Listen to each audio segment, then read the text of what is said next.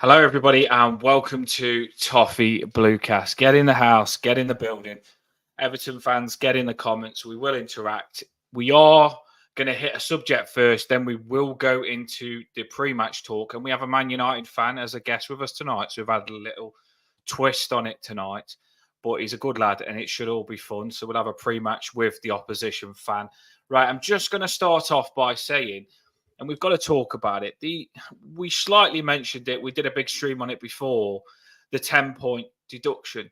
Now, I feel like it's heavy. The more it's gone on, the more it hits home. You start to look at that league table. Everton have gone from a position where we didn't start the season good. And Sean Dyche finally got into our players and worked really hard to put points on the table. And he got us 3 points off ninth position. We were starting to put wins together. We was picking up 3 points. And we'd worked really, really hard for these points. And Sean Dyche has finally got Everton how we wanted, and we're all happy. And then the Premier League have gone and just given us these 10 points, which doesn't, I mean, we've said it, don't we, Paul? These 10 points just doesn't feel right. It seems too heavy for me. Even if we win this game, we don't come out. We will stay in the same position. We still stay like second from bottom. We've just gone and seen Luton win today. So we've gone from being 3 points off ninth, looking like we could push a Europa League spot, to having 10 points taken away from us. 10 points. Now, just put this into perspective. We was working with the Premier League. The Premier League was basically saying to us, everything's going to be okay. So we're working with the Premier League. And we're doing everything they tell us. Every signing we make had to go through them. The reason we got the 10-point deduction wasn't because of our signings. It was because of costs like the COVID stuff, the Sigurdsson stuff, the stadium stuff. And by the way, teams, we've seen the reports, Liverpool, when they did their stadium cost didn't even go into this. The Premier League all of a sudden decided to start chucking the cost of that into this as well. When you look into these reports, which we have done, it's just wrong. We're 20 million over, but we worked with them. We did the right thing. If you'd gone into administration, which we could have, if we'd gone into administration, covered loads of money, done things dodgy with the Premier League, we would have got a 9-point deduction. So if we did things really bad, we would have got a 9-point deduction, would have saved loads of money, which we could have put into our stadium. But we didn't. We decided to do the right thing now. Our club had been run badly. We'd been in 2 relegation battles. And that Bournemouth relegation battle, Paul, when we was there, there's people in the stadium that looked like they was going to have heart attacks. Yeah, it was sickening. When I drove home, I felt sick all the way home. It wasn't good. Us as fans have been through enough.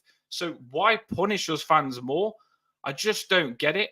Now, the Premier League have got people looking into stuff now because they've not been doing stuff properly. So they've got the people looking into them. So just because Everton's there, they've given us a really heavy punishment, which we don't deserve. The punishment doesn't fit the crime. They've given us a heavy punishment and just to keep these people off the back, to stop them from looking into all the things they're getting wrong. Now, I can accept the punishment. But when you're seeing teams with 101 breaches like Man City, and you're seeing teams like Chelsea, which have broke the rules for a lot longer and been doing the wrong for a lot longer, not be punished yet. But Everton get punished when we've been in 2 relegation battles straight away. It just seems unjustified. Now, a lot of our fans feel the same. We feel like it, don't we, Paul? It's a bit of a speech from me, but I know every Everton fan is feeling the same. I'm seeing it all over my Twitter. And it's just shattering because 3 points from ninth, looking like we can crack on, we earned it. Sean Dyche worked hard for that. And then all of a sudden, you're taking that away and you're putting us second from bottom and making us have to have a real job on our hands. Like, we've got Man United in this game that we're going to talk about. We've got Newcastle. We've got Forest. We've got some really hard games coming up. And we've got to get ourselves out of a massive hole that the Premier League shouldn't have put us in. And when you know you shouldn't be there, it's just wrong. Now, I've got a few pictures to put on the screen here. A lot of you will know the stuff. And there has been, our fans we won't back down, by the way. We won't back down. I'd say as well, I've listened a lot to non-Everton fans, and I'd say, there's there's loads of support from other clubs as well who can't believe the severity of it. Simon's a Man City fan. He reckons the Premier League's just ridiculous as well. And the thing is that, we might be able to get out of it, and we're all quite confident about it, but it's good to know that we're not being so blinkered. There's actually fans from other clubs and people on TV who are backing us up. And I think it was Gary Neville talking on their podcast, when it's Carragher and Keane and whoever, calling them a defunct organisation, and he would be just as livid as we are. So it's not a blinkered view. It's not a biased view. It is an unjust punishment for something that it's minimal. If you agree, if you go with what the Premier League have said, that it's 19.5 million over the threshold, and we're saying no, it's not. It's actually 9.5, and there's a 15 million grace of that over that 105 million threshold limit. So it's not huge. It's absolutely not huge. So hopefully things sort of do turn our way a bit. And as you say, we've been trying to do as much as we can as Everton fans, and the 1878 and everyone else who's down to the protest it's a thing that's growing a little bit of pace and a bit of legs now as well. Well, I've got 1878, a little picture of the Twitter account on a picture here, and I'm going to give them a shout out because they've been well, to be honest, every single Everton fan group has been fantastic. They've all had meetings, they've all come together, and you just can't accept something you don't deserve. And if other teams, like you said, are all saying we don't deserve this, then why should we accept it just because we can probably still stay up in this situation? We shouldn't accept it. We just shouldn't. And you've got some fans travelled down to London. I think it was last night or the other night. It was last night, wasn't it? In the freezing cold outside the Premier League. And some people will say, oh, it's not a lot, but it's just the start. These are just fans that have gone all the way to London just to make a statement to the Premier League what's coming at the start. Then fair play to them that all travelled as well. Amazing our fans are. We always do. And then today, we all knew it. Aeroplane flying over the stadium, Man City versus Liverpool. You all expect to see it. We're all watching the game.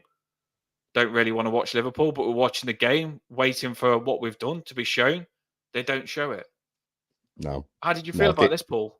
They were never going to. I mean, what they're saying about tomorrow, because we've said there'll be a chant going on in the 10th minute. That's where it kind of comes in there. They're not going to, what did you say they're going to do? They're going to play like they did during lockdown, sort of crowd noise to cover up us up having to go at the Premier League. Well, it just shows, doesn't it? It just shows where they lie and what they're going to do. So no, we'll keep going. We're going to make it. We're going to make it known. Yeah. We're going to make it known. I don't think they're taking us seriously, and I don't think they realise we're not going to back down. We love Everton. This is our club, and you're punishing us, and you're messing with the wrong fans. You've seen our flares and stuff, the relegation battles. You've seen how our fan base travel. A lot of people in that Bournemouth game said they've never heard a noise so loud.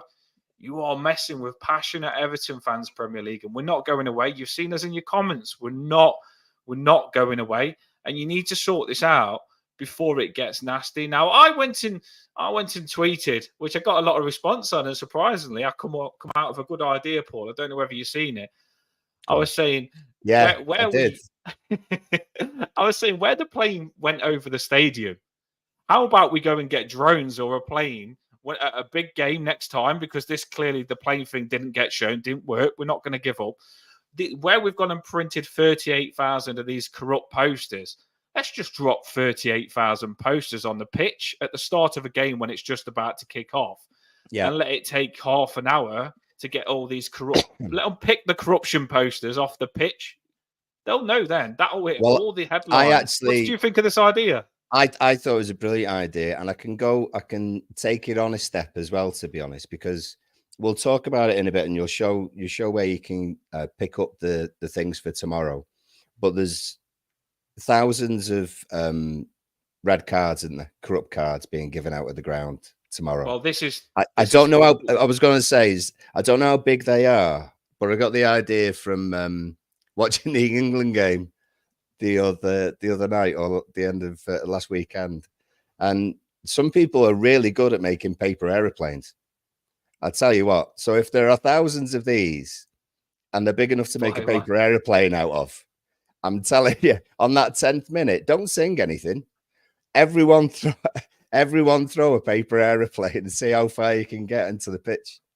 And you can't ignore that. I tell you what, you can't ignore that at all. No, there is a good idea. There is loads of stuff we can do. The only thing I was thinking is if we go and do it at another game that's being shown, a big game next week, say there's another big game like the Liverpool Man City game, and we do it at a game away from our stadium, they're not going to hit us. If we went and delayed a game at our home game, I think that they deduct us more points or give us another fine, and it's going to bite us in the arse. If our fans go to another game and then they completely leave, like, because get them to pick them up. We're not picking the stuff off our pitch. Our stewards ain't picking it up.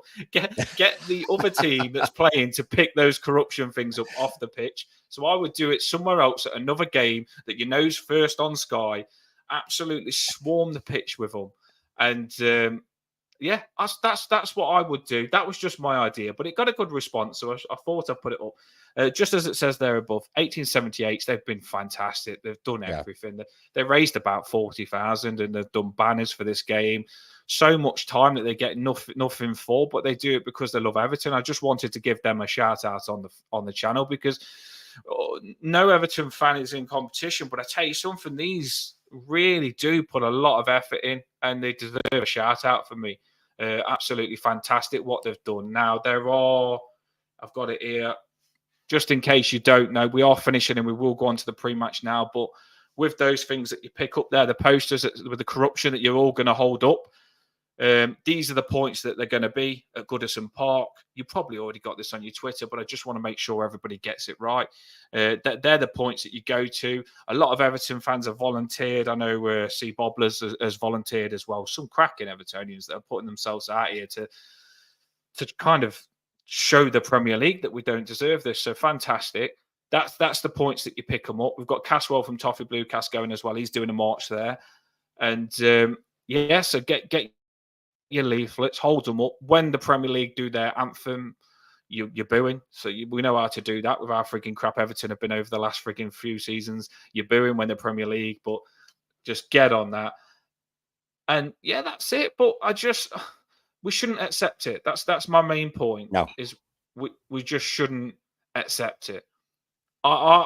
At first, my first reaction, I thought to myself, you know what? I'll take on the challenge. I'm not backing down from you, giving us 10 points. But then I started to think, Paul, why should we take 10 points?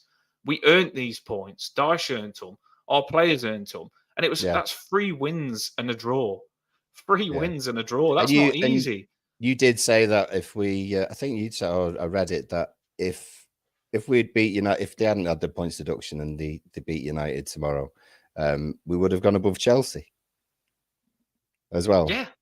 So we was ninth, joint ninth with West Ham going. That's how well it was going. And when I say we was ninth, you only need to win one game to hit 7th, 6th. And the form we're in, which we'll talk about on the pre-match, the form we're in, we was on the verge of having a good season this season. We really was. And we say we're in the EFL Cup. We believe that's our life. That's our way of getting Europa League. But basically, we've had the Europa League chance taken away from us because we was heading the right direction for that. And we'll show you that now because we have. That's just the rant. We have to talk about it. You can't just let this drop, by the way. What the Premier League have done to us.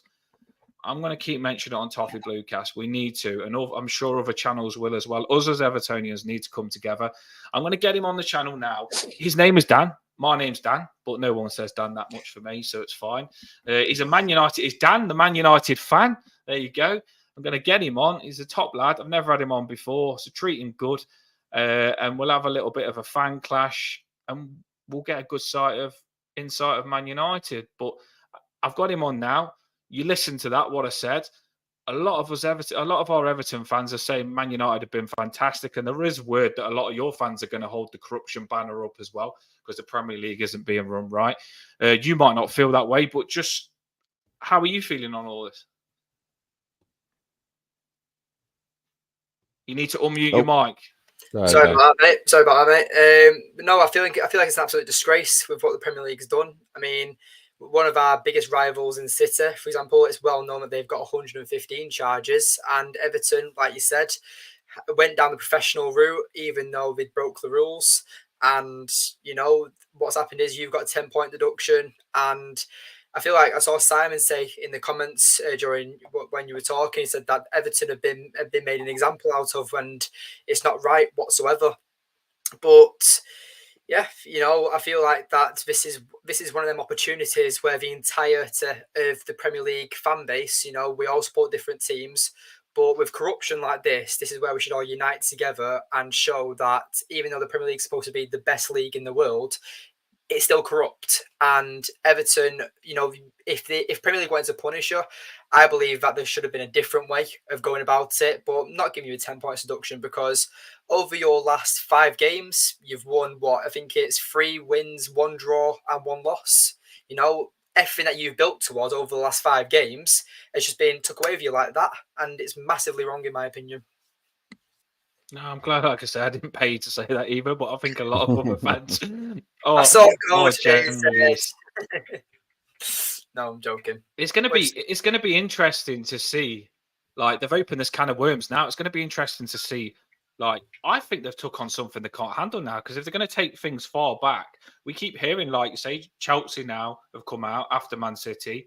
They might even hit you. They might say Man United have done this back then, take points off you. They could go back to Liverpool. I bet they've definitely done something. How far are they going to go back? Like, if they should have been doing things properly in the first place. What they're doing, I don't understand how they're going to do it now. It's going to get really tricky. And by punishing us so heavy, they've set the bar really high, and I don't see how they're going to match that now. I really don't. With them saying they're going to go back and punish every other team, I still don't. They've got the favourites, City and Liverpool, and I still don't believe that they're going to get anything. Obviously, Liverpool won't get anything, but they have got the favourites for me. They have got the favourites. But right, so I think sorry, Dan. I was going to say as well. If anything, it takes a lot to get a change, doesn't it? But you'd only really get change and make everyone know how you feel by getting weight behind it. And you know what? There's plenty of other teams who have been shafted as well as us. Maybe not obviously with the points deduction, but some of the decisions that you've seen this year and VAR and everything else, it just has to be rigged in many ways. So if you were to get the likes of Wolves fans and who else I'm thinking, just sort of top of my head really, bloody hell, there's plenty of other clubs who've gone down recently who would also say the same thing. They're pissed off at us, but you know, they'd be pissed off at the league as well. Sheffield United went down a few seasons back because goal line technology didn't work. You know, stuff like that. We're fed up of it just being not fair anymore, and it's becoming more and more clear that it's not fair. No, I think the same, and I just believe that what they've got to do, they haven't been doing things properly. They've got to make a fresh slate. Take our deduction away. Give us a fine, whatever. We probably deserve something, a fine maybe. 3 points maximum. But just take that away. You haven't been doing things properly, the Premier League. Start a new slate. You can't go back and do all the stuff that you've let go that you've done wrong. Start a new slate. Put rules in place. Get all the clubs to meet and tell them the rules. And finally, just get them to abide by them and run the league properly from now. That's just how I feel. That's the only way that they're going to sort it out, is by literally fresh starting, because you can't go back to all your mistakes, because the Premier League can't justify all the stuff that they've got wrong. So my advice to the Premier League would be stop being corrupt to the top teams that have got loads of money. Don't lick their arse, and then just literally start fresh, because you just got to start fresh for me. You can't be doing what you're doing. They're in trouble, and we're after them, and we're not going to back down. Right, so we have a game on our hands now after all this. Obviously, Everton fans are a little bit riled up. rightly so. Even you've just said that you believe that we should be saying what we're saying. We'll put as we normally do it. We have the pre-match now. Get involved in the comments. We'll put your comments up. We have a system on Toffee Bluecast. What we do is we look at the last 5 games of Everton in the Premier League, the last 5 games of Man United in the Premier League. We've got Dan here, so we're going to get to know more. And then we'll look at the last 11 that Everton played, the last 11 that Man U played. We'll compare them, and then we finish with a score prediction. That is the process of the pre-match. So get involved in the comments. We need you. We need your teams as well, what you want the team to be. I'll put this on the screen now. I've been watching quite a few United games, Dan, and you're a bit like us, to be fair. Some of your games, you haven't played that well, but you've won them. Yeah. Yeah, spot on, mate. Yeah, it's we haven't been at our best. You know, I mean, the results are there. A few 1-0s or just scraping by 1 goal. I mean, there's 4 there. We won against Luton 1-0. We beat Fulham 1-0. Sheffield United, we only won by 1 goal, and same with Brentford. You know, we haven't been at our best, and it's even though we've had a tough season, and some fans like to say that we've had a terrible season, we're still in talks for top 4, but I just think that our form is completely out the window at the moment. We've got a massive injury crisis. So considering we're grinding out results at the moment, I'm quite happy with the form. But when you watch us on the pitch for 90 minutes, the results look good. All the points look the same on the board for 3 points.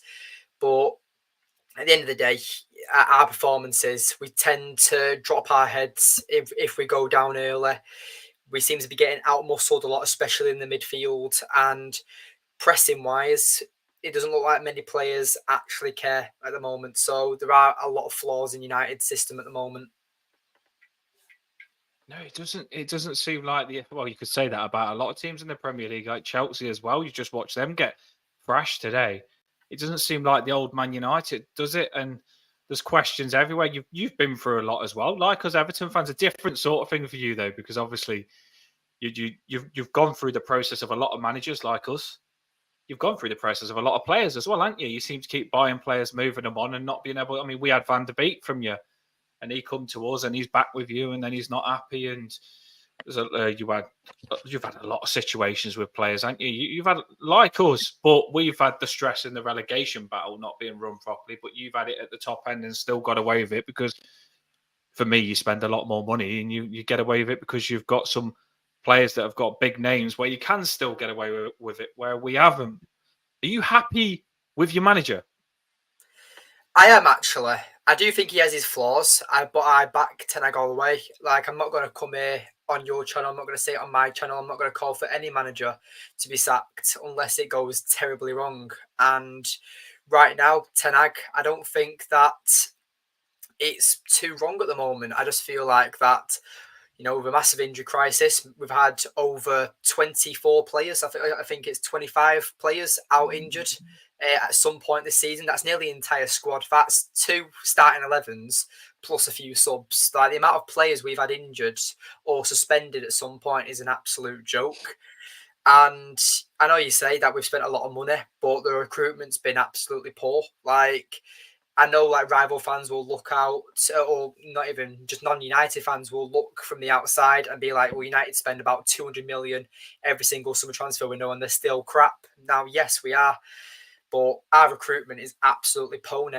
Like, we've spent so much money on Anthony, who for me, I've washed my hands with all season. I want him to leave the club. I can't stand Anthony, and I've never normally say that about players, but Anthony's one of them players where I liked the signing. I didn't know anything about him when he joined United. Obviously I knew he played for Ajax under Ten Hag, but that was about it. I knew he was valued at about 30-40 million pounds, and United paid nearly 100 million euros for him. And he's not even done anything that's valued at 20 million, in my opinion. I think the guy is an absolute moron, in my opinion. But it's just them signings that is why United's bill is so high. The recruitment is crap, and you look at what Liverpool have done. They pick up these gems, you could say, for your 40s, your 50 millions, and the players are actually good players. we're here signing Jadon Sancho, we're here signing Paul Pogba, we're here signing Antony, these massive names in Europe, but we're not like capitalising it, and we're a shambles of a club when it comes to how we're run. Like, yes, like obviously because of our finances and how much revenue we make, that's what causes us to spend so much money. The Glazers, they don't put a penny into the club; they take money out of the club, and it's an absolute disgrace the way we're run as a football club. Dan, is it? I was just going to say, is the Champions League form compounding the problem? Because you won 4 out of the last 5 games, and the one you lost was against City. So is it just sort of weight from different competitions that you're in, which is making it look worse in the league, or where were you kind of expecting to be at this stage?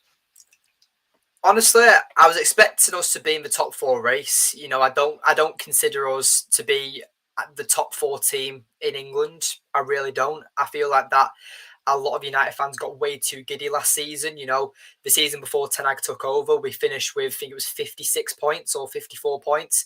That was our worst finish in Premier League history since the Premier League started. And Ten Hag turned it around, got us 73 points, a Carabao Cup, another league. We finished in the FA Cup final. Yes, we lost it, and Man City went on to win the treble, but I've already cried enough about that. But with the way that this season's gone, I class this as Ten Hag's first proper season, because I feel like last season was a massive fluke. Liverpool were out of form, Chelsea were out of form, Tottenham were out of form.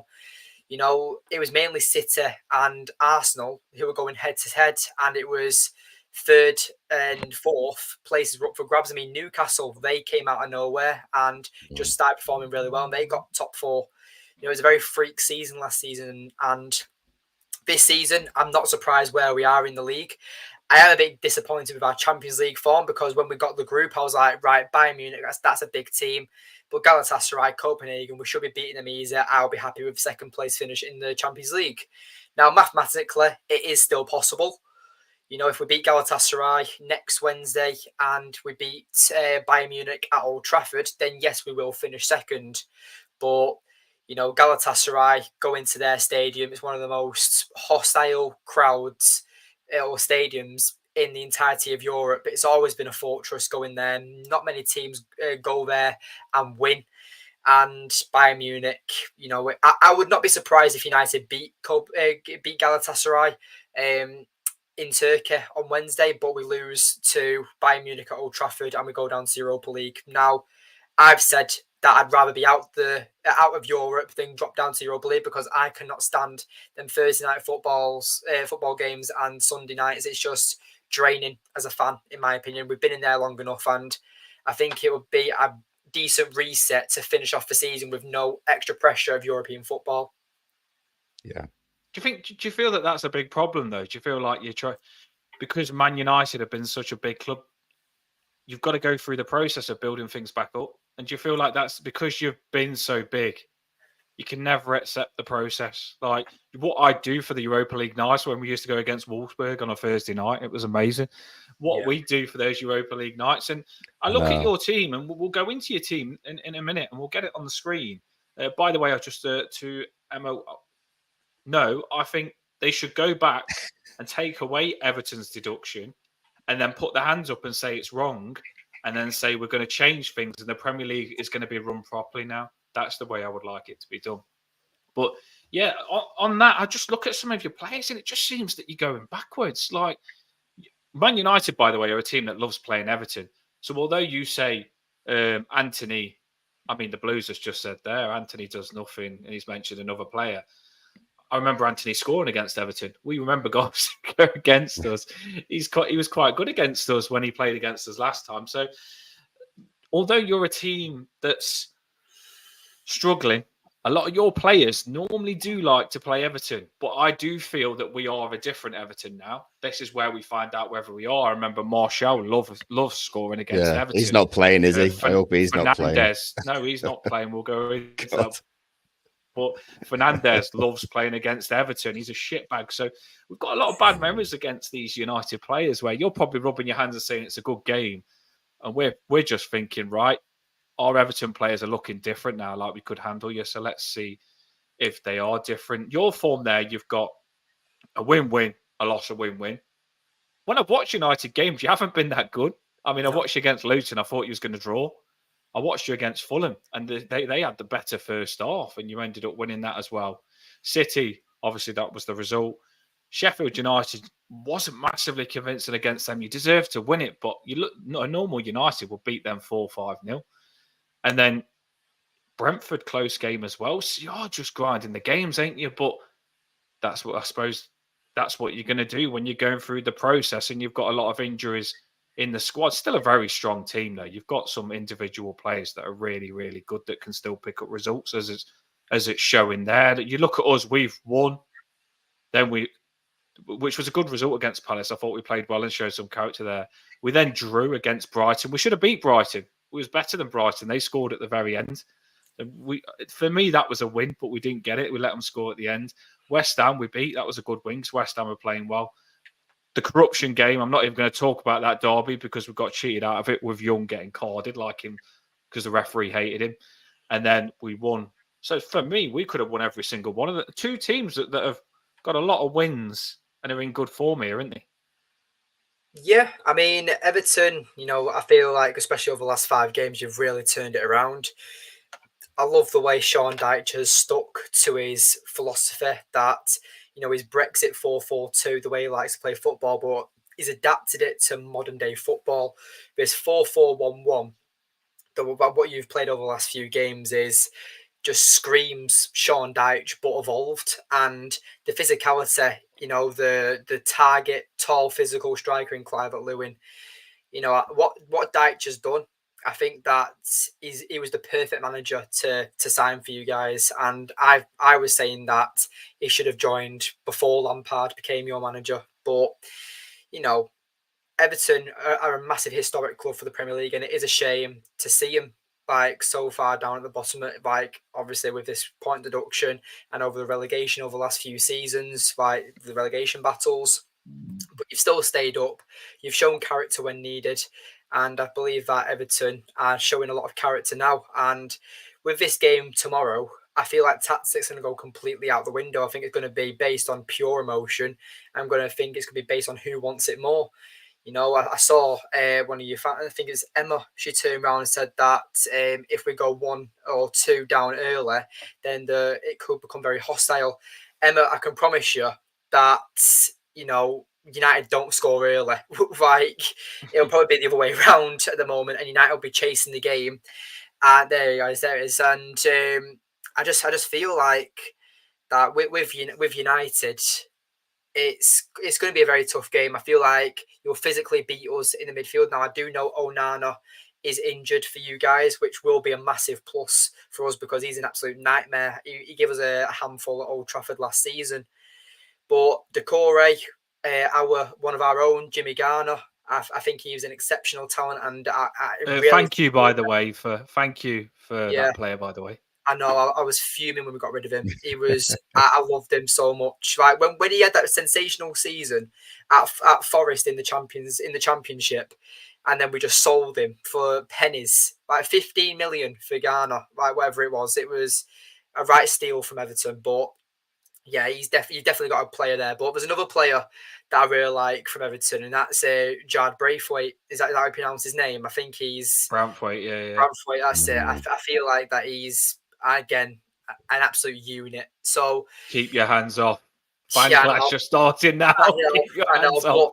But the thing is, though, I see like big teams, and they're not talking about Braithwaite, and I'm like, he's so good for the age he is, and he's already like massive, and he's not even fully developed yet. I think you've got a proper good player on your hands there with Braithwaite. But yeah, I feel like it's going to be a very tough game tomorrow. We'll get the teams on. I was just going to say one more thing. I'll get Paul to give his opinion on the form, and then we'll move on to look at the players and the teams. But I was just going to say we was getting things so wrong, and we've finally gone to the system. Do you know when you look at the system and you look at young players, and we've gone and brought the right players in the right fit now? We're a different Everton. We're not the Everton that was in 2 relegation battles this season. We're a different Everton. We're a lot stronger. We've got Calvert-Lewin fit. We've got Beto. He's a really good backup striker. Decore playing well. James Garner from you've just mentioned, who's fantastic on the ball.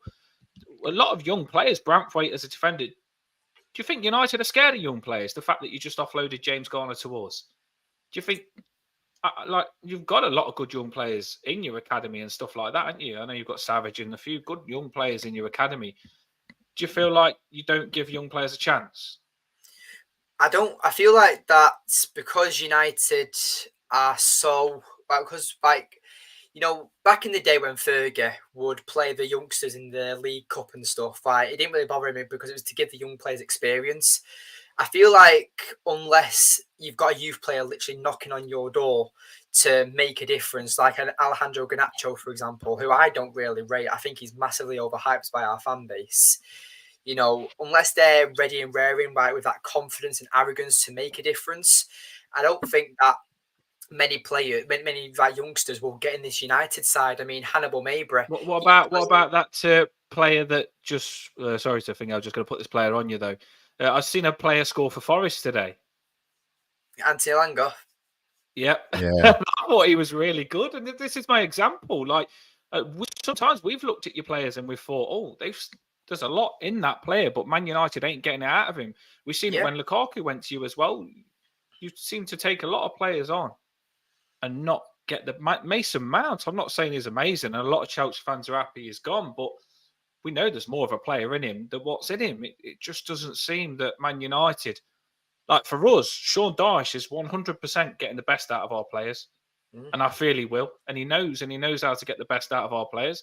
Do you feel that your manager is getting the best out of your players? Because you've got some big players that if he did, you'd be smashing it. Yeah, I mean, I don't think he's getting the best out of our players because I don't think he knows what his strongest 11 is. I feel like with the injury crisis we've got as well, I mean, last season you could say that Tenag got unlocked the true Rashford. We saw what Rashford was capable of. I mean, he scored 30 goals in all competitions. He was an absolute, that.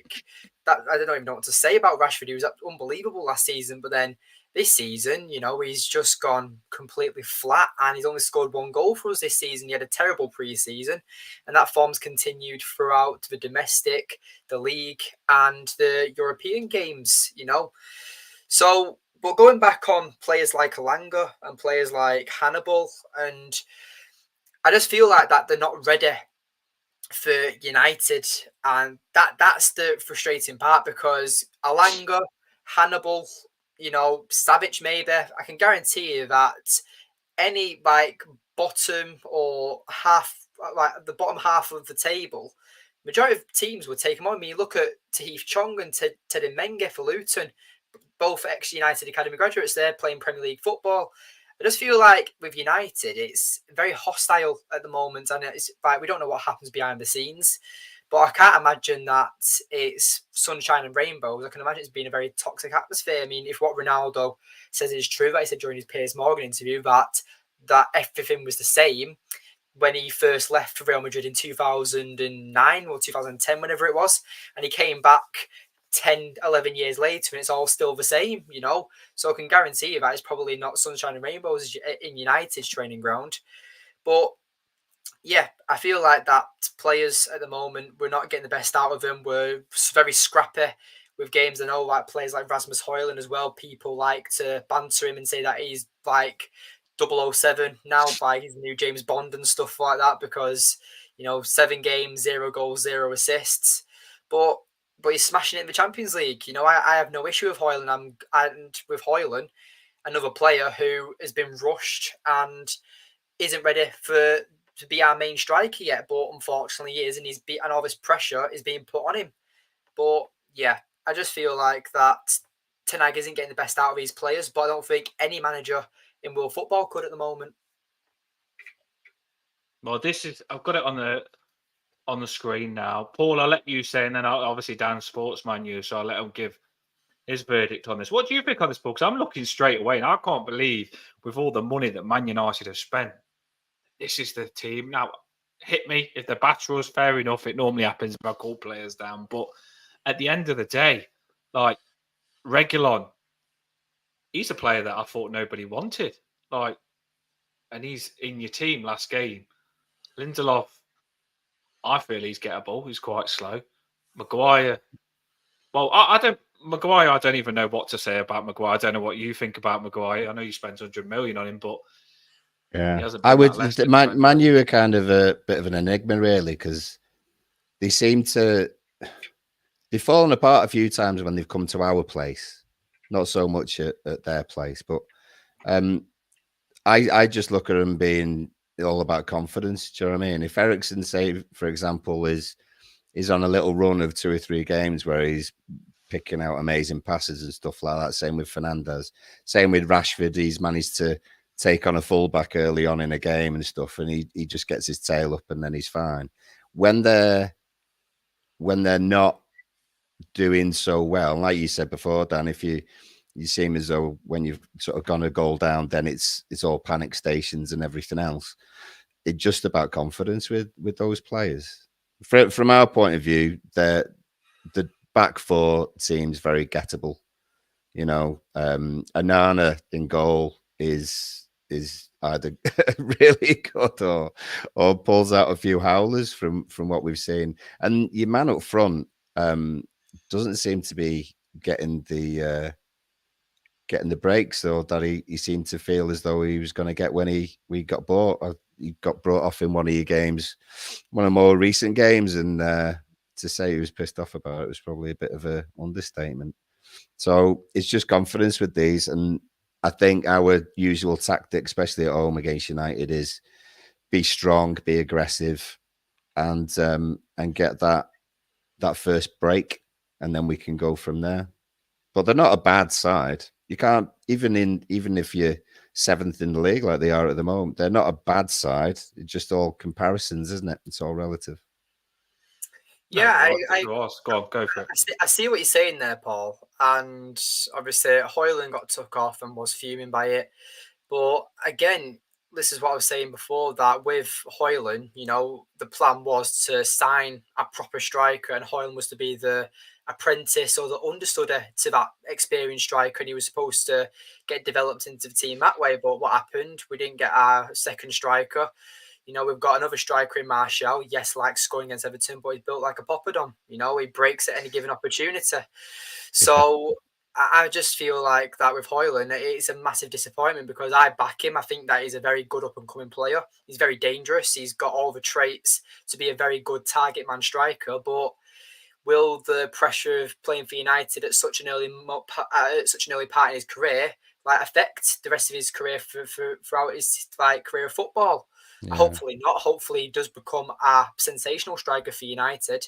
But you know, you said about Onana. I feel like that over the last probably 5, 6, 7 games, he's really stepped up and been brilliant for us. You know, since that save he made against Copenhagen for the penalty, he's been probably one of the best keepers in the Premier League when it comes to consistency. I mean, even though we lost to City 3-0, he made at least 5 sensational saves to keep us keeping it from being an absolute slaughter, and another 7 or another 8-0. So Onana made some massive saves in that game despite him losing, and majority of the goals we are conceding are due to the defence or the midfield not picking up the runners. You know, I say McTominay can't track his shadow. Eriksen gasses out after 30 minutes. And like you said, with pace, we can be definitely punished with Maguire and Lindelof. I mean, we are all over the place at the moment, and hopefully Ten Hag doesn't go for the same team. I mean, Eriksen's out injured. Højlund's a doubt for tomorrow. So there's 2 players that played in the last game already out. Mason Mount's also injured. So it's all over the place, I think. Go on then, Dan. Right, why are we here? Because we'll try and keep moving this through and keep it around about an hour, maybe just over, because we've got 3 on. But go on, and you give us what Man United team you think that we're going to cook, because we'll give our Everton lineup prediction in a minute with the people in the comments. You have a look at that now, and you tell us what team we're going to come up against. Or what would you do, or what you think's going to be done? You give us your team now, mate. There's a difference what I would do and what Ten Hag would do, but I'm not. Yeah, I know. We know that when we do ours. Yeah. So if it was down to me, I'd have the Onana in net, Dalot, Maguire, Varane, and Shaw, because Luke Shaw's now back from injury, which is a massive deal for us. I'd have McTominay, and I'd bring in our youngster Kobe Mainu. I think that he had a sensational preseason for us. He got injured during preseason, but he's been tearing up in the under-21s. He massively stands out, and I'd definitely give him a run out. I mean, if Tenag can play Palestra against Bayern Munich away from home in the Champions League, then he can definitely play Mainu at Goodison Park. Rashford, Fernandes, and Garnacho. I'd say definitely Fernandes and Garnacho.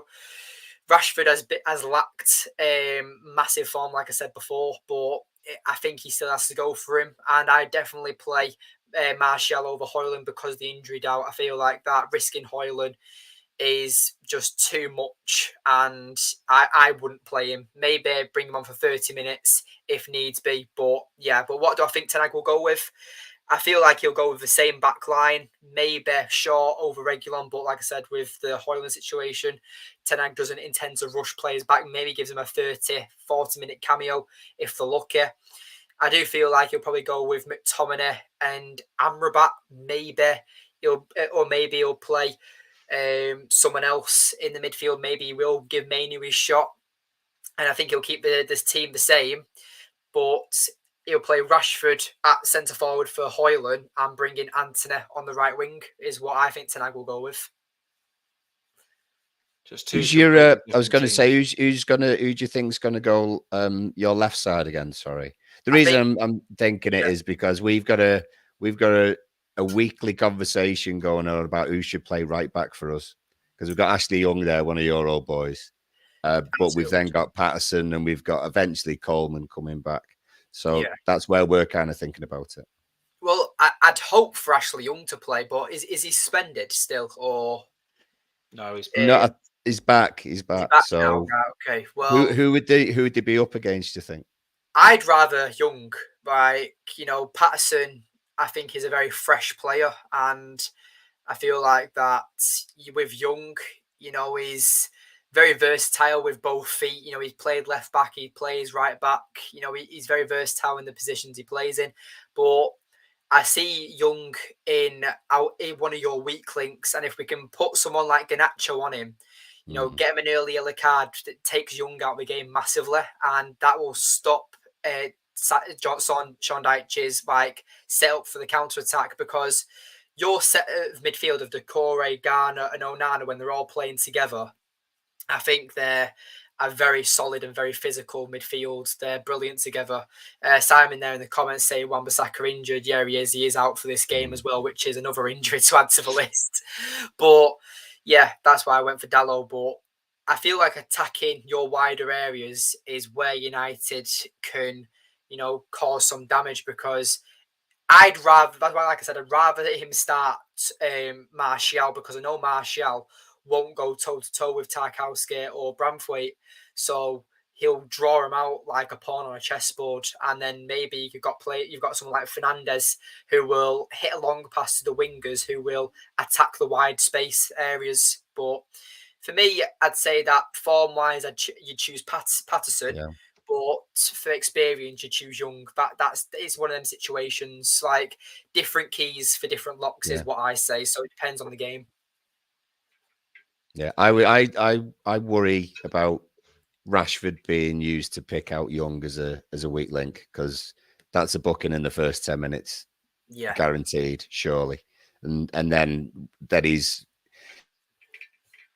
you're on hinges, then aren't you really, with Young? And we know it. We see it each week. So if they were to put Rashford against him, I think it would just be a waiting game, really, to see when he would stick out a leg.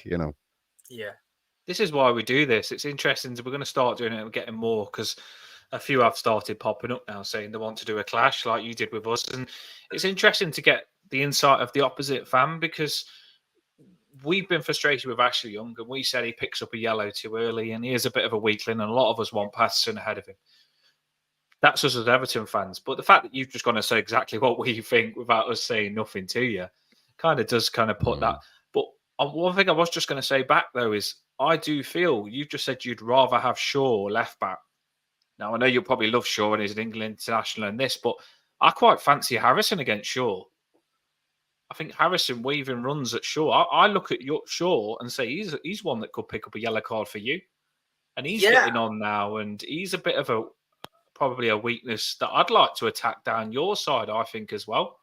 So I'd say that if you was to target Shaw around 70th minute, then I'd agree with you. But at the start of the game, Shaw's absolutely brilliant. He'll wind you up. He'll do any little dirty trick that he likes to do. But if it's the same back line that we played against Luton, the one that you've got up there, then I would really worry against Regulon. I would really worry for Lindelof and whoever is replacing Ericsson. Harrison will probably have a field day. But at the end of the day, with Luke Shaw, he was back in training just after the Luton game. That's when he came back in training. I think it was the second day of international duty, what was reported.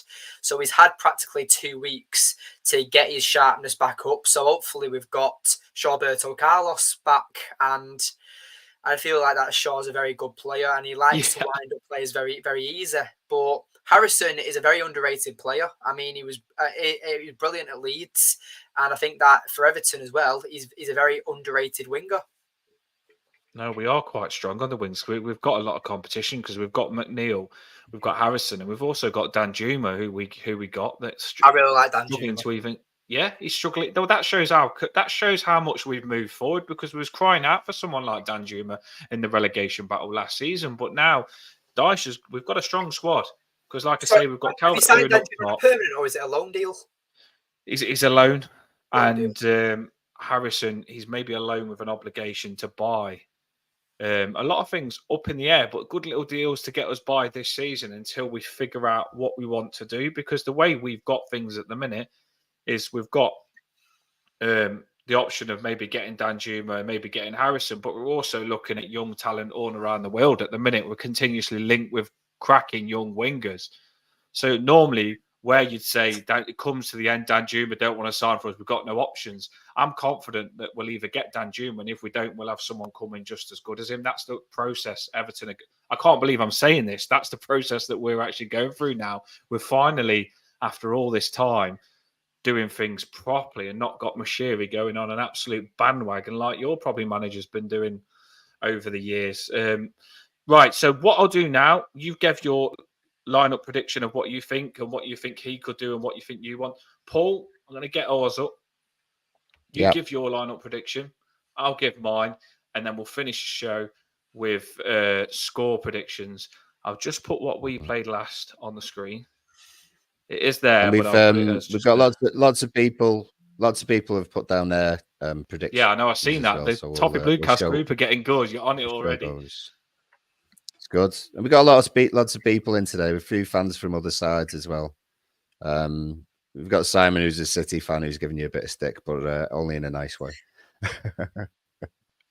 Well, we don't get no trolls, do we? So we're pretty good at No. Yeah, everyone's good at that. So, yeah, I mean, it seems to be we're in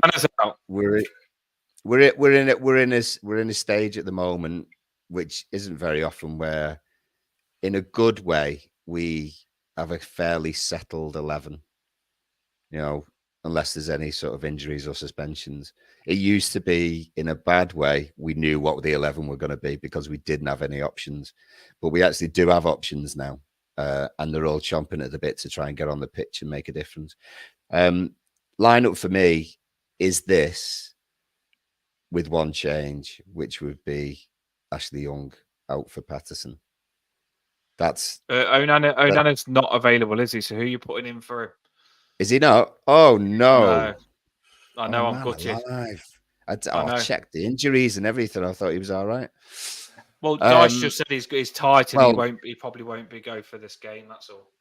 Well, in that case, we've got a simple like for like in Garnagay.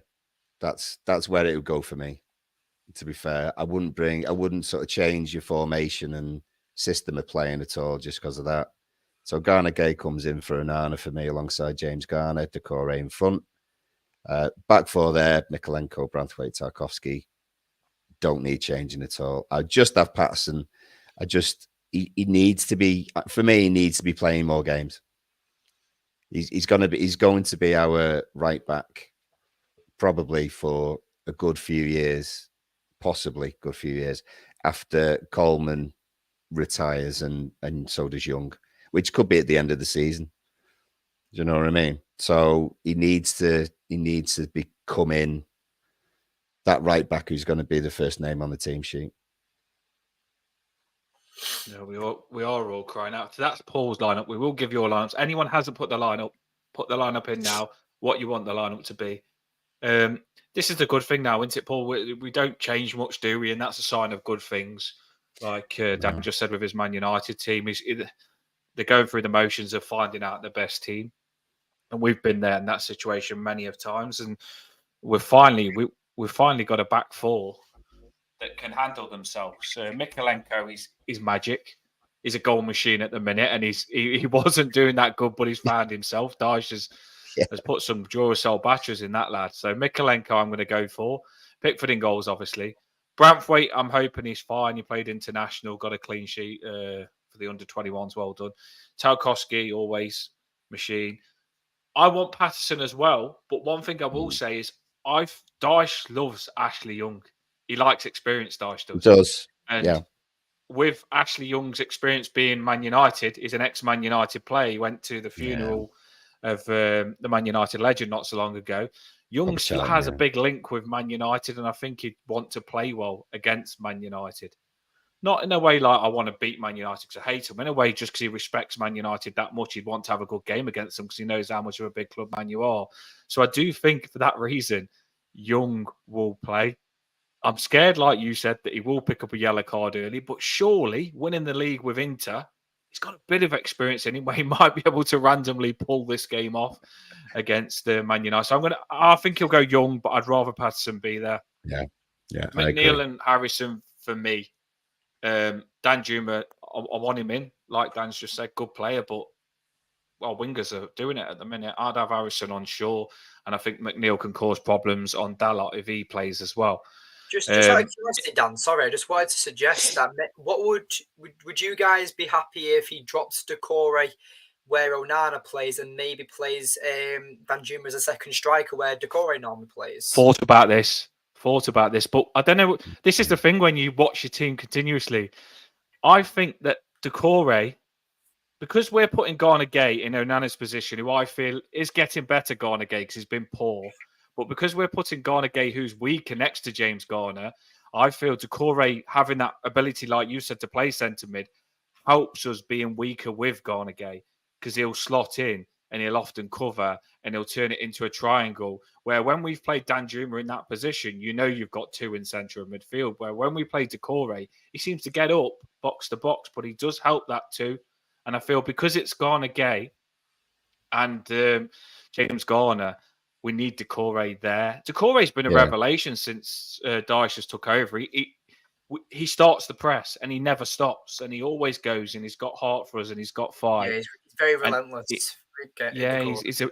He's got us going, mate. Honestly, at first he was on the verge of leaving and he hated us and he wanted to go and he argued with Lampard and had a big argument.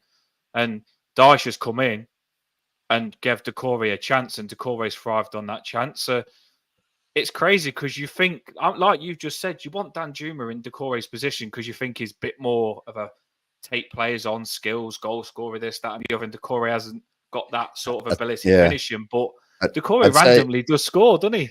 Yeah, I'd say what happens as well, Decore in that position, he'll work that line all the way across.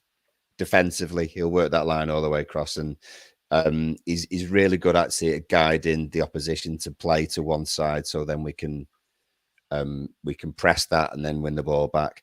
Danjuma isn't that kind of player, so naturally he seems to go towards the left-hand side of our pitch anyway because he likes to go one-on-one against a fullback or a defender. He doesn't seem to often be on the right-hand side of the pitch. Do you know what I mean? Whereas Decore would work all the way along. Back kills us. Yeah, I don't think he's. Like I say, he could do the job, but I just think it affects everyone around us and kills our attack when we do that. And he seems to get really close to Calvert-Lewin, Dan. That's the thing. But you made a really good point there because I was thinking about it. Trust me, I was We'd thinking love because it. I'm not sure about Garner Gay. Should we drop the Corey in there? But I just don't feel like we take something away from what we've got up top. We want Corey's been scoring. We want Danjuma to be an impact player, but the problem has been that he's not made an impact when we've used him. So we hope that does turn around because Deitch doesn't make substitutions willy-nilly, does he? No. It's not often that he makes substitutions anyway. So I hope he does grab his chance when he gets another one. He had an hour for us. He started, didn't he? I can't remember who he started against. Had an hour and it didn't really pay off. So I hope he grabs his next chance so he can actually get on the pitch. Yeah. Do you want to see some of these lineups, Dan? Right, let's get the lineups up and then we'll hit the score predictions and finish the show. It's been cracking. Keep with us and we want your score predictions after these lineups. If you haven't got your lineups on, put it in quick and we'll slip it on. Go on, Paul. Blues has gone Pickford in goal, Patterson right back, Miko left back, Taki and Branthwaite middle. Harrison on the right, Garner Gay, James Garner, McNeil, same as me, I think. Decore in front of the two lads in the middle, and DCL up front. West Egg has gone Pickford, Miko on the left, Jared and Taki middle, Seamus Coleman to come in on the right. I'd like to see Coleman back. I don't know whether this is the game to bring him back in. But he has been playing under 21s. He seemed to enjoy himself as well in the week, didn't he? Celebrating one of the goals, I think. Keane played in the week as well, didn't he? Someone, I think Emma mentioned. Even say, I've seen that in the comments. He played for Man United, didn't he, Michael Keane? He did. Bloody yeah, hell. he did. The academy Harrison and James Garner. Anana, same as me. If not Anana, then Garner Gay. Duke's in front and DCL up front as well. Just going down. Where we go. So many comments tonight. It's really good. That's it on the lineups, I think. Yeah. Oh, here we go. No. Yeah, Eugene's saying he thinks Patterson will play.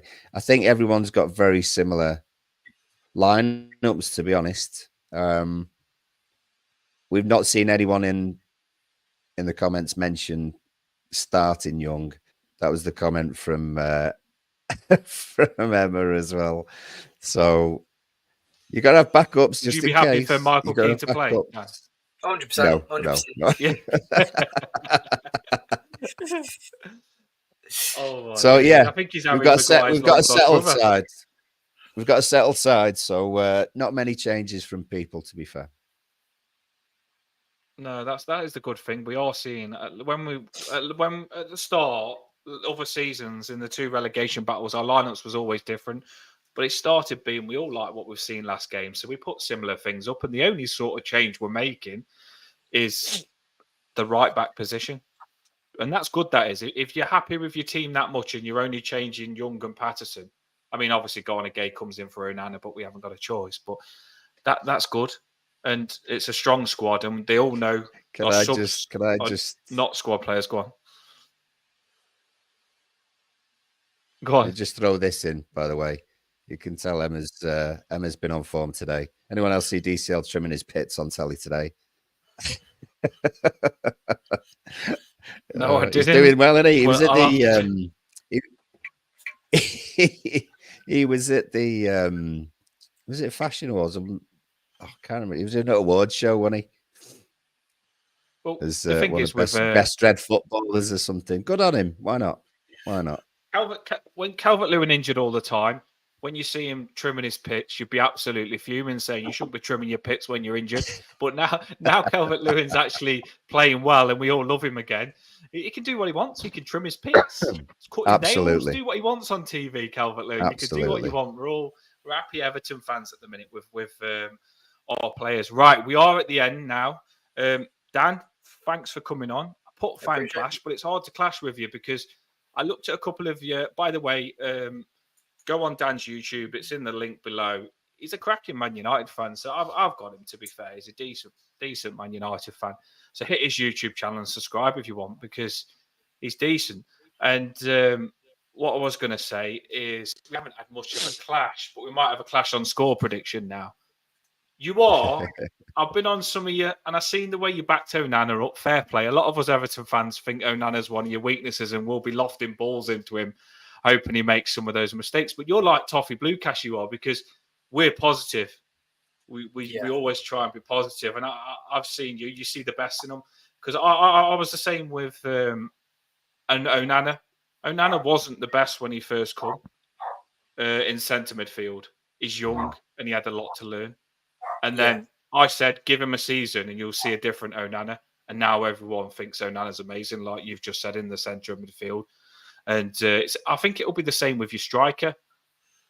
You just said you haven't got a striker with the experience to let that striker be young and learn the trade of the Premier League.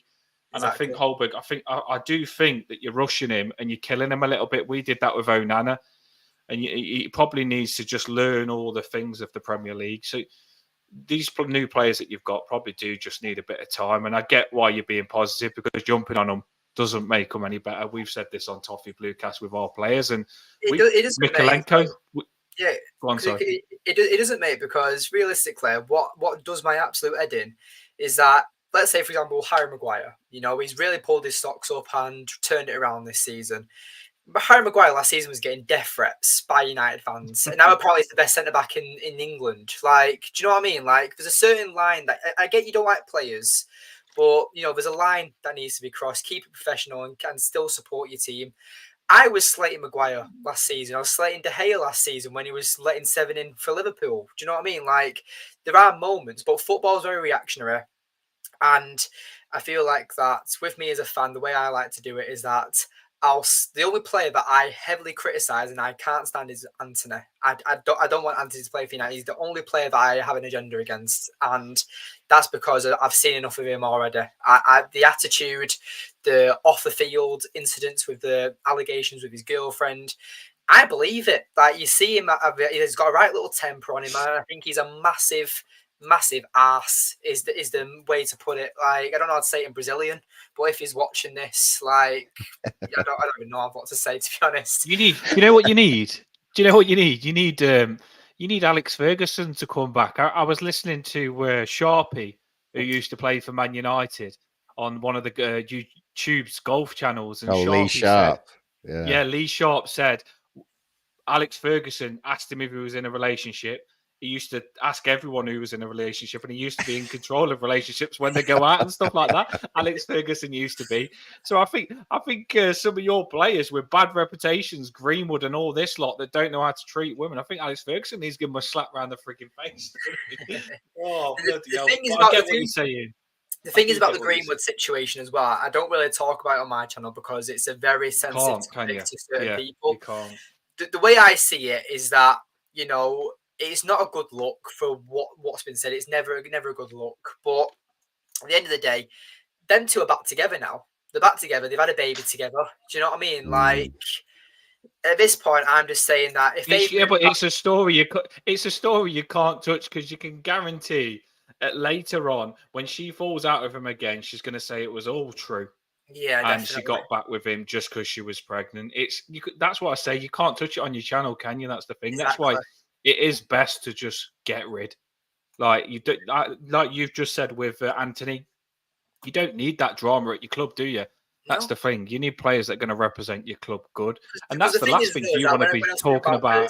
Yeah, because when I was talking about the scouting department before and stuff, and how we've failed in the recruitment section, is that talent alone shouldn't be what's scouted. You should look at their personalities on and off the pitch. Are they in a relationship? Are they a party boy? Do they stay up at 8 o'clock at night playing COD or FIFA or whatever? Do you know what I mean? It's they're the type of players. That's your strict manager. Exactly. Like, no, it is good. Yeah, I get what you're saying. Yeah, since his Sancho suspension, he's been seen on Twitch and YouTube streaming with all these random Twitch streamers and stuff, playing FIFA and COD and everything. He doesn't care that he's suspended for United at the moment. He's still getting paid 300 grand a week, and he's putting it all on fucking FIFA points. Like, he's living life at the moment. Yeah, you've got to. Sean Dyche, he's a bit of a boss. He's a proper boss man. He is. He'll keep our players under control. and players wouldn't be allowed to do what yours do. Go on. Yeah, one thing I love about Dyche is that game when you played Liverpool and then Klopp tries chasing him down the tunnel and Dyche just turns around and Klopp shitters himself. Like Dyche is a person that you don't want to mess with. Like Dyche is a proper proper geezer. I absolutely love him. We've finally got a manager that we actually bloody like. I can't believe it. That's why I say that's why I started the show saying it's so frustrating, because I feel like we're having a good season now. We've got a good manager. We don't need no added drama. We've got a fantastic, lovely new stadium. Things are looking good for us. And finally, we look like we're going in the right direction after going through so much shit as fans. And hopefully United get back on track for yourselves as well, because they are a massive club. But you've got to strip everything down and do things right, because until you actually go to the roots of what's wrong and start from scratch, and you can't get things right, because it's just patching things over, but leaving the problem there. And as Everton, we've gone to the roots. Sean Dyche has got rid of Holgate. He's got rid of Mopé. And he's finally got the players he likes, and he's going to build us into the team he wants. So that's the good thing. Right, score predictions. We are at the end of the show. This could be a clash now. I'm expecting you to say Man United win. I'd be worried if you didn't. Right. I am going to... Paul, do you want to go first, or do you want me to go first? I'll go first, because I'm usually fairly predictable myself. So you normally get it close, yeah. I think we'll do it. I think we'll get a win tomorrow, but it will be 1-0. It won't be a glorious game or anything else. I think we'll manage to stifle United, who are missing a lot of players through injury and everything else. So I don't think they'll fancy the aggressive attitude which Dyche will get out of our lads, and the atmosphere itself is going to be an angry, protesting kind of atmosphere. So it's not the kind of game just to sort of wander onto the pitch and think you can just have a game of football. It's going to be a little bit more than that tomorrow. So I do think we'll battle hard enough, strong enough, and we'll get the 1-0 win. DCL to get the goal. That's a good result. I thought you might have said draw, but you've gone for the 1-0. I like it. All right, I'm going to give my score, and then Dan's going to give his. My score, I always do it on the spot. I don't think of it. So I'm going to go for 3-2. I think it's going to be a lively game. I like your 1-0, Paul, and I think that's more likely. But I just do feel that Man U always score against us. I can't forget what they do against us. And if they've got players on like Rashford, Man U have got a lot to prove. They have got a lot to prove, and they'll probably fancy this game to do so. They don't care that Everton have been deducted 10 points, and they'll be out to win this game, because Man U fans are on to those Man United players.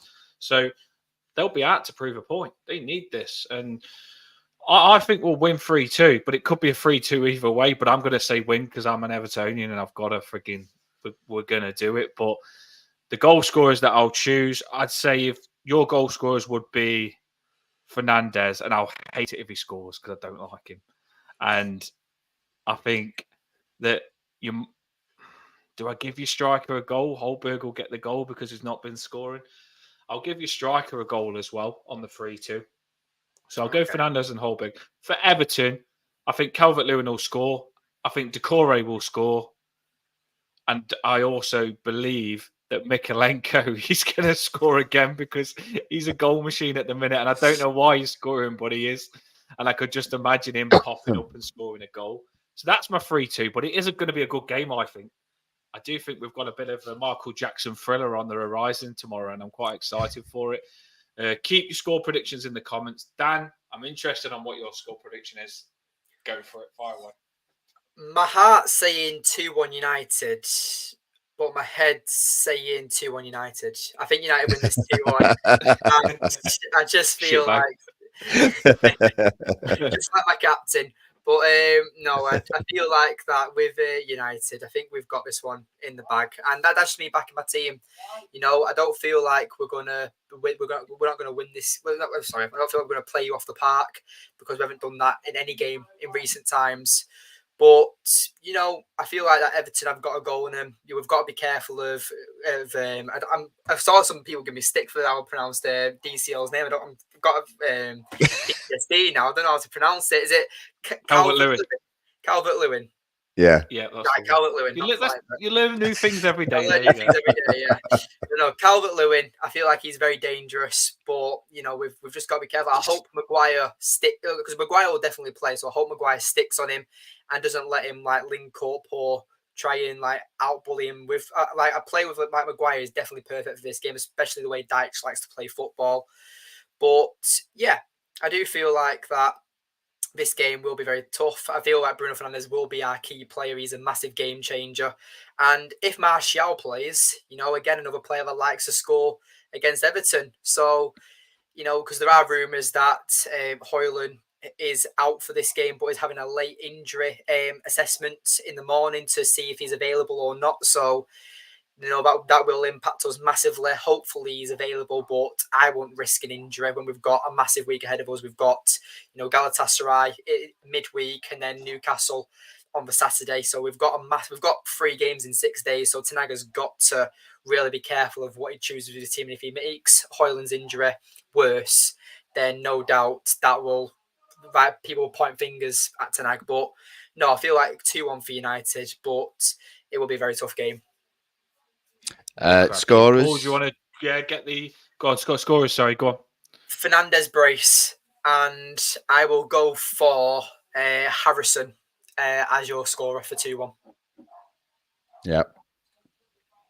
Right, we'll get the Paul. Do you want to drop the scores? Let's scare Dan now. Let's scare him the night before the game with these scores. Ours are always positive, so we've got some good positive Everton fans. Yeah. So, like I said, Simon went for a 2-1. Like he says, atmosphere is going to be going off tomorrow. It really is. Where are we? Sorry, guys. Yeah. Well, Just there's one or two people who are a little bit more optimistic. Yes, Eugene. Love it. That's I love these people. I love these scores. There you go. Absolutely. Loyal Dan will be going nuts. I'm watching your stream, Dan, if we win 4-0. I'm watching your stream after going nuts. What are Man U doing? This is disgusting. I can watch the stream. Oh. Emma usually knows what she's talking about. So she's gone 2-1. Tarks and Dukes to get it. Tarkovsky would be a good shout, actually. Set pieces could be key tomorrow. So that's going to be interesting to see. So 2-1 the other way. So for us, West Egg went 3-0. Eugene went for 3-1 as well. Blues was on, and he goes 2-1 as well. Branthwaite getting a goal would be awesome, wouldn't it? Amazing. And James Garner. Sure. I mean, when it's ex-players or it's players of your nearest rivals, that's the ones that you always look out for, isn't it? So you could be Harrison ex-Leeds like scoring against you that would come up, and James Garner scoring, or even Ashley Young. Oh my word! Or even Michael Keane. Or Keane. In his own net. In his own net. Yeah. Even Michael Keane could get involved. There you go. Yeah, there you go. So there are predictions for today. Right. That is it now on Toffee Bluecast. I hope you've seen the Toffee Bluecast cups that me and Paul have got coming. The Toffee Bluecast show is you've got a Toffee Bluecast cup coming. I've got one, and we might have a few to the guys that's done them for them. Amazing. Everything. I don't think he wants to say his name, but he's done them. He watches the channel. He says, "I've done you some cups for the channel," and he's a top guy. And he's sending me and you a cup, and he says he'll give us some for the subscribers as well. We'll have to put them in and do a lucky dip on one of the subscribers and give them the Toffee Bluecast cups. Like I say, Dan, top man, if you do want to hit his channel and subscribe. He seems quite neutral, to be fair. He doesn't hate Everton as well. So here's a channel that we could watch, still being an Everton fan, can't we? There you go. Anything you want to say, Dan? Did you enjoy it? Yeah, I really enjoyed it. Thank you for having me on. Again, something different for myself as well. First time I've interacted with Everton fans live. So, yeah, I enjoyed myself. Thank you for having me. You've done well, mate. You speak really well, to be fair. You spoke really well. We're not a bad bunch. Yeah. It wasn't the fan clash that people probably wanted. I mean, we should have been arguing, shouting. and ripping into each other. We could have, because he said Ashley Young's not good, and I've said Shaw's not good. So we could have had a big kickoff on that. We're not saying too much. Tell you what, ask me at 6 o'clock tomorrow and see how I react. I'll either be throwing my headset across the room, or I'll be celebrating my top off. So I'll have a look at if we beat you, I'll have a look on your channel. If we lose, I'm not going on your channel. Let's just say that. Right, I'll put the banner on now. Thanks everyone. There's been 3 people on. We've tried to get as many comments as we can up. We've tried to interact with you. If we haven't, because there's been 3 people on, we're sorry we've missed your comments. Stay with us because we love all of you subscribers. Hit the like and subscribe if you haven't. And Toffee Bluecast just brings Everton fans together, and we've even brought a Man U fan on as well to give us an insight before the game. I'll drop the banner now. Up the fucking Toffees, everyone. Tomorrow is going to be mayhem. The Premier League and know what's coming. Right, up the fucking Toffees. Thanks, Dan. Thanks, Paul. And let's put this banner on.